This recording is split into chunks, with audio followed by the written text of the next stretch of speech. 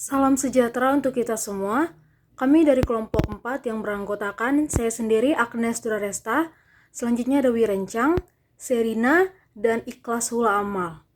Akan mempresentasikan mengenai ujian akhir semester kami mengenai analisis penerapan Corporate Social Responsibility atau CSR dan Green Human Resource Management atau GHRM pada PT Indofood.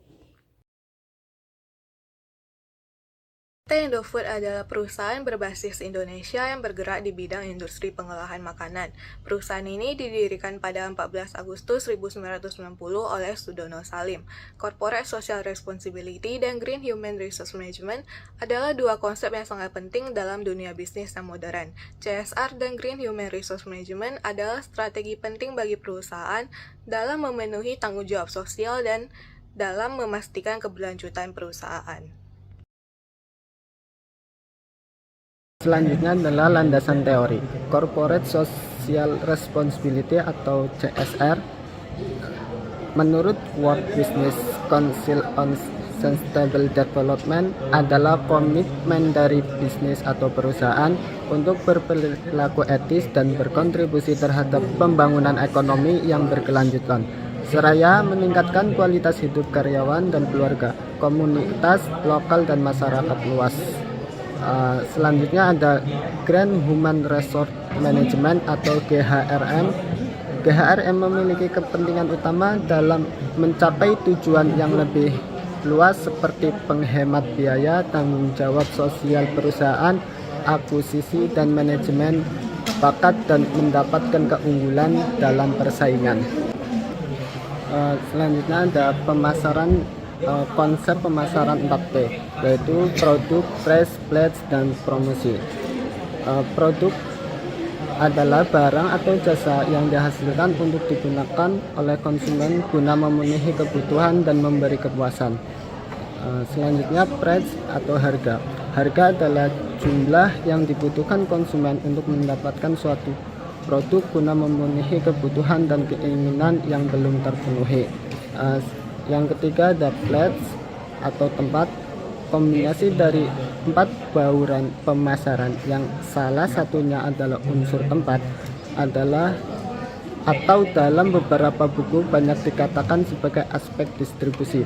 Distribusi adalah cara dari perusahaan untuk menyalurkan harganya mulai dari perusahaan sampai ke tangan konsumen. Yang keempat adalah promosi. Promosi merupakan sarana yang paling ampuh untuk menarik dan mempertahankan konsumen. Tanpa promosi, pelanggan tidak dapat mengenal produk atau jasa yang ditawarkan. Baik, selanjutnya kita akan masuk ke dalam pembahasan. Yang pertama itu ada implementasi konsep pemasaran 4P, ada produk, price, place, dan promotion pada PT Indofood. Yang pertama itu ada produk. PT Indofood memiliki beragam produk yang dapat terus dikembangkan dan memperluas lini produknya.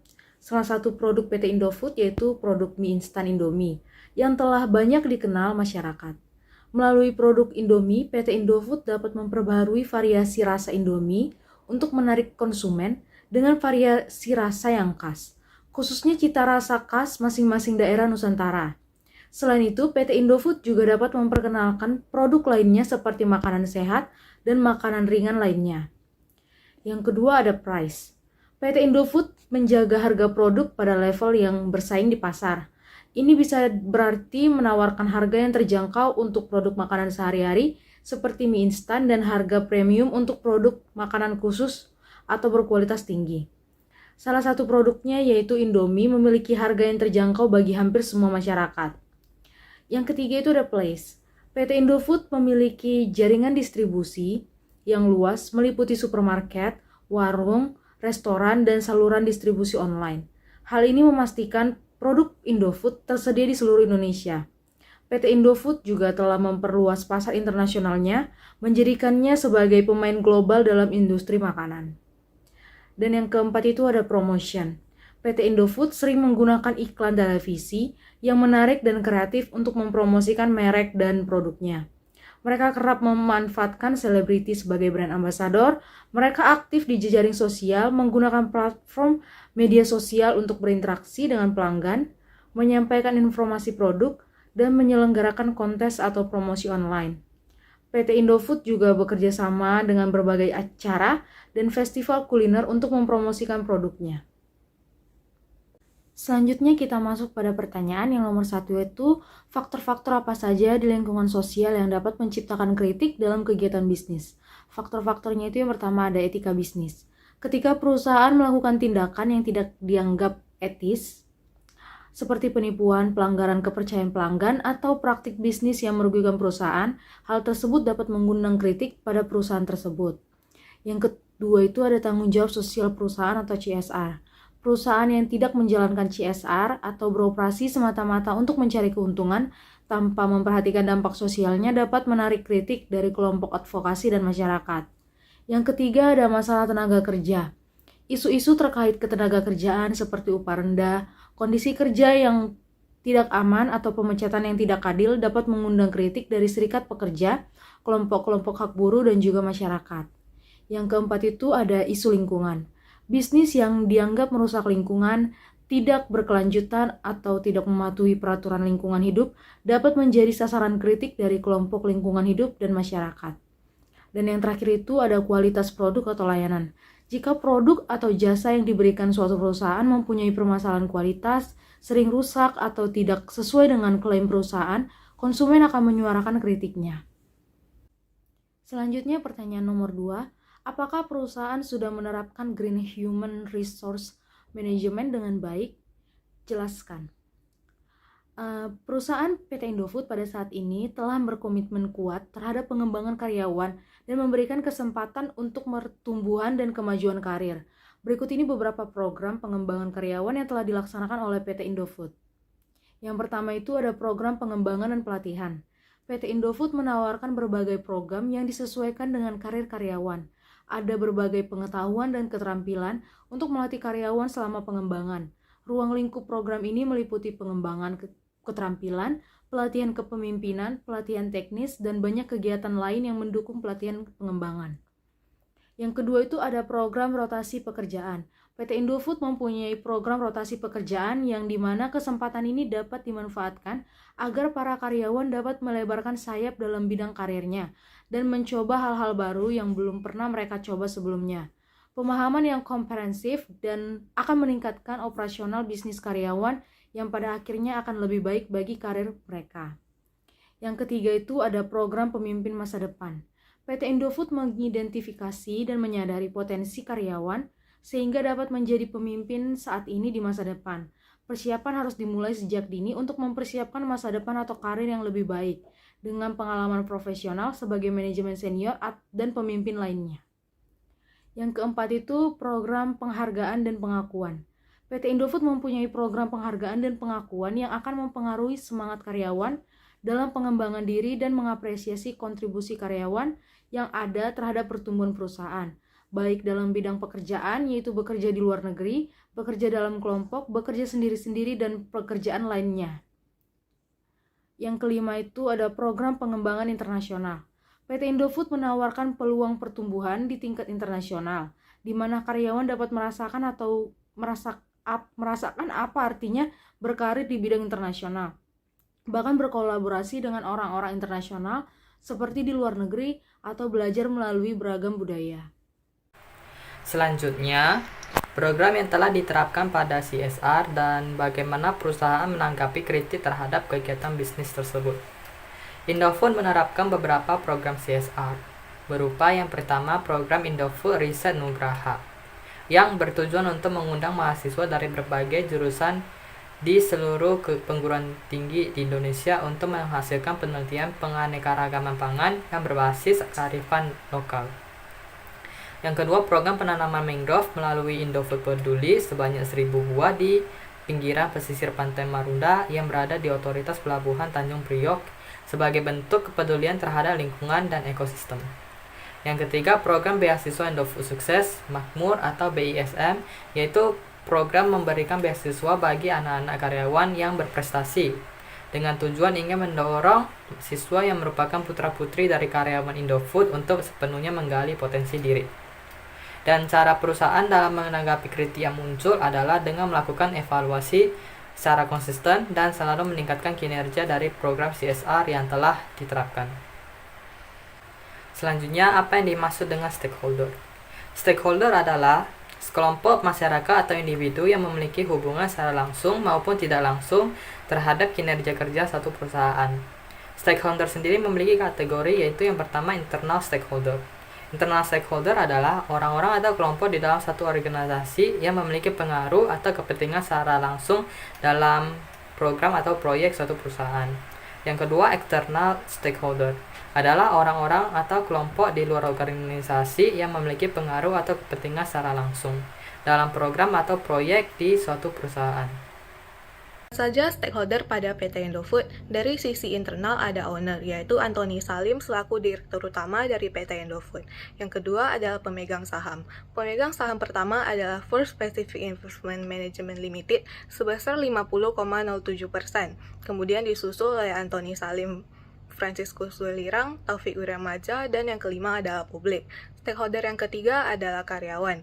PT Indofood mempunyai karyawan sejumlah 62.000 yang terbagi menjadi dua bagian, yaitu karyawan pabrik dan staf. Yang keempat adalah supplier. Dari sisi eksternal ada konsumen. Peran konsumen sebagai stakeholder pada PT Indofood mencakup pemasukan dan profitabilitas, branding, dan royalitas. Yang kedua adalah pemerintah. Peran pemerintah sebagai stakeholder pada PT Indofood mencakup aspek regulasi, perizinan, pajak, lingkungan, sosial, dan ekonomi. Apakah stakeholder memiliki dampak yang penting bagi perusahaan? Tentu saja stakeholder mempunyai dampak yang penting bagi perusahaan, antara lain, yang pertama, stakeholder mempengaruhi keputusan strategis dan arah dari perusahaan, misalnya pemegang saham. Pemegang saham dapat mempengaruhi arah strategis perusahaan melalui pemilihan dewan direksi dan pemungutan suara dalam pertemuan pemegang saham. Yang kedua, stakeholder menyediakan sumber daya finansial yang diperlukan. Yang ketiga, stakeholder mempengaruhi reputasi, citra, dan kepuasan pelanggan. Yang keempat, stakeholder berkontribusi pada keberlanjutan dan kepatuhan perusahaan terhadap regulasi. Para stakeholder seperti pemerintah memiliki peran dalam memastikan bahwa perusahaan mematuhi peraturan lingkungan dan sosial, serta berkontribusi pada keberlanjutan. Yang kelima, karyawan adalah aset yang penting untuk produktivitas. Karyawanlah yang berperan dalam produktivitas, inovasi, dan kualitas produk atau layanan. Apa tanggung jawab ekonomi, hukum, dan etika yang dimiliki PT Indofood terhadap stakeholder? Dalam tanggung jawab ekonomi, Indofood terus membangun hubungan jangka panjang yang paling menguntungkan dengan para stakeholder melalui program kemitraan guna meningkatkan dan mendorong pengembangan ekonomi yang berkelanjutan. Sedangkan untuk mencapai kepatuhan tanggung jawab hukum etika yang dimiliki PT Indofood adalah telah mengadopsi kebijakan dan prosedur yang jelas terkait aspek hukum dalam pengembangan produk mereka. Strategi atau tindakan apa yang harus diambil PT Indofood untuk mengatasi tantangan dan peluang stakeholder? Terdapat tiga hal utama yang menjadi strategi penting bagi Indofood, yaitu linkage, learning, dan leverage. Kegiatan apa yang baik untuk menerapkan etika perusahaan dengan grand management? Beberapa kegiatan yang baik untuk menerapkan etika perusahaan dengan grand management di PT Indofood. Yang pertama yaitu mengidentifikasi dan menilai resiko lingkungan dari operasi PT Indofood. Yang kedua, tidak melakukan deforestasi atau penebangan hutan secara liar untuk dijadikan tempat industri, dan melindungi kawasan bernilai konservasi tinggi dan kawasan berkarbon tinggi. Ketiga, program pelatihan dan pembinaan Indofood fokus pada pemberian bantuan pangan kepada masyarakat kurang mampu sekaligus meningkatkan kesejahteraan setempat. Bagaimana penerapan etika di perusahaan atau organisasi yang berorientasi kepada kepentingan masyarakat banyak? Penerapan etika di perusahaan atau organisasi yang berorientasi kepada kepentingan masyarakat banyak sangat penting untuk memastikan bahwa kegiatan dan kebijakan perusahaan tersebut tidak hanya menguntungkan perusahaan itu sendiri, tetapi juga memberi manfaat yang positif bagi masyarakat secara keseluruhan. PT Indofood memegang teguh bisnis yang PT Indofood memegang teguh etika bisnis yang sangat kuat dalam hubungannya dengan pelanggan, karyawan, mitra bisnis, dan masyarakat. Perusahaan ini menganut prinsip-prinsip seperti kejujuran, integritas, tanggung jawab, kerjasama, dan kasih sayang. Jelaskan 2 tanggung jawab sosial perusahaan atau organisasi dari sudut pandang etika berdasarkan model ekonomi dan model sosial ekonomi. Tanggung jawab sosial berdasarkan model ekonomi. Tanggung jawab sosial perusahaan Indofood berdasarkan model ekonomi adalah untuk memaksimalkan keuntungan dan laba perusahaan dengan cara yang etis dan tidak melanggar aturan apapun.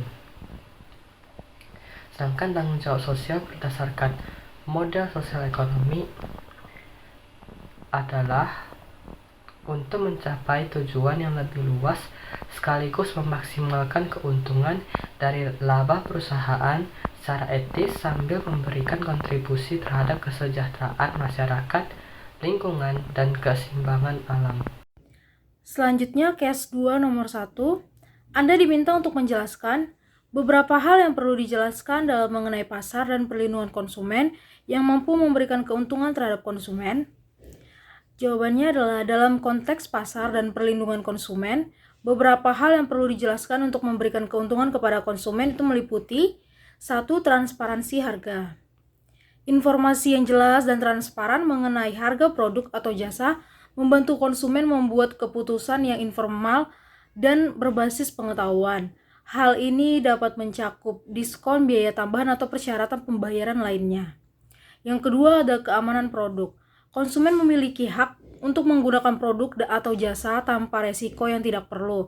Perlindungan konsumen termasuk penjaminan keamanan produk, informasi tentang resiko yang terkait, serta langkah-langkah yang diambil untuk memastikan kualitas dan keamanan produk.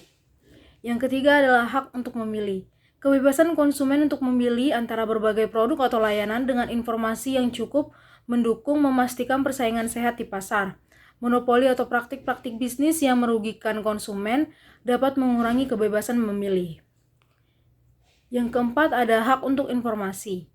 Konsumen memiliki hak untuk mendapatkan informasi yang jujur dan akurat tentang produk atau layanan, labeling yang jelas, informasi produk yang mudah diakses, dan kampanye pemasaran yang jujur membantu konsumen membuat keputusan yang informasional.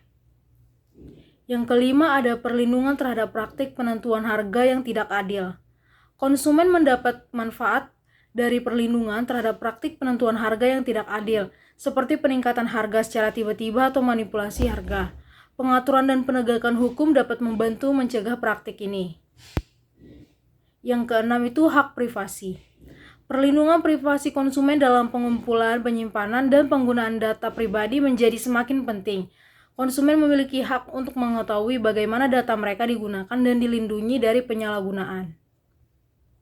Dengan demikian, mengedepankan prinsip-prinsip ini, pasar yang sehat dan perlindungan konsumen yang kuat dapat menciptakan lingkungan di mana konsumen merasa aman, diberdayakan, dan dapat membuat keputusan yang cerdas serta berdasarkan informasi yang memadai. Juga dapat membantu membangun kepercayaan konsumen dalam ekonomi dan sistem bisnis. Secara etika, berikanlah penjelasan pandangan kontrak sewa kewajiban produsen kepada konsumen. Pandangan etika terkait kontrak sewa antara produsen dan konsumen seringkali berkaitan dengan tanggung jawab dan kewajiban yang mendasari hubungan mereka. Etika dalam kontrak sewa ini menegaskan beberapa prinsip. Yang pertama adalah keterbukaan dan keandalan informasi. Produsen memiliki kewajiban etis untuk memberikan informasi yang jelas, akurat, dan lengkap kepada konsumen tentang produk atau layanan yang disewakan. Ini mencakup informasi tentang kualitas, keamanan, harga, dan kondisi penggunaan produk yang disepakati. Yang kedua adalah kepatuhan pada kesepakatan. Produsen bertanggung jawab untuk mematuhi persyaratan yang disepakati dalam kontrak sewa. Produsen harus memastikan bahwa produk atau layanan yang disewakan sesuai dengan standar yang telah disetujui dan memenuhi harapan konsumen. Yang ketiga adalah kualitas dan perawatan produk. Produsen berkewajiban untuk menyediakan produk atau layanan yang sesuai dengan standar kualitas yang dijanjikan dalam kontrak. Mereka juga memiliki tanggung jawab untuk memelihara kondisi produk selama periode sewa. Yang keempat adalah perlindungan konsumen. Kontrak sewa seharusnya mencakup pelindungan terhadap konsumen dari produk yang cacat atau layanan yang tidak memenuhi standar yang telah disepakati. Produsen harus bertanggung jawab atas kerusakan atau masalah yang mungkin timbul selama periode sewa. Yang kelima adalah keterlibatan dan komunikasi. Produsen yang etis akan terlibat dalam komunikasi terbuka dengan konsumen. Mereka harus siap memberikan bantuan, menjawab pertanyaan, dan menangani keluhan atau masalah yang mungkin timbul selama periode sewa. Selanjutnya itu ada kesimpulan. PT Indofood Sukses Makmur Tbk telah mengadopsi dan menerapkan praktik Corporate Social Responsibility atau CSR dan Green Human Resource Management atau GHRM dalam operasionalnya. Mereka berkomitmen untuk berkontribusi pada peningkatan kesejahteraan masyarakat dan memastikan keberlanjutan perusahaannya. Perusahaan juga telah berhasil mengimplementasikan konsep pemasaran 4P, yaitu ada product, price, place, dan promotion dengan baik, menawarkan beragam produk, menjaga harga yang bersaing, memiliki jaringan distribusi yang luas, dan melakukan promosi kreatif.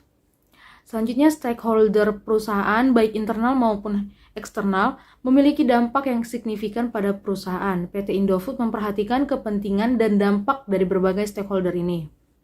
Dan yang terakhir itu PT Indofood Sukses Makmur Tbk adalah contoh perusahaan yang berkomitmen untuk beroperasi secara bertanggung jawab, sosial, dan lingkungan, serta berhasil mengintegrasikan prinsip-prinsip berkelanjutan ke dalam berbagai aspek operasional dan manajemen mereka. Sekian presentasi dari kelompok kami. Apabila ada kesalahan, kami mohon maaf dan semoga materi yang telah kami sampaikan bisa bermanfaat dan bisa menambah wawasan bagi kita semua.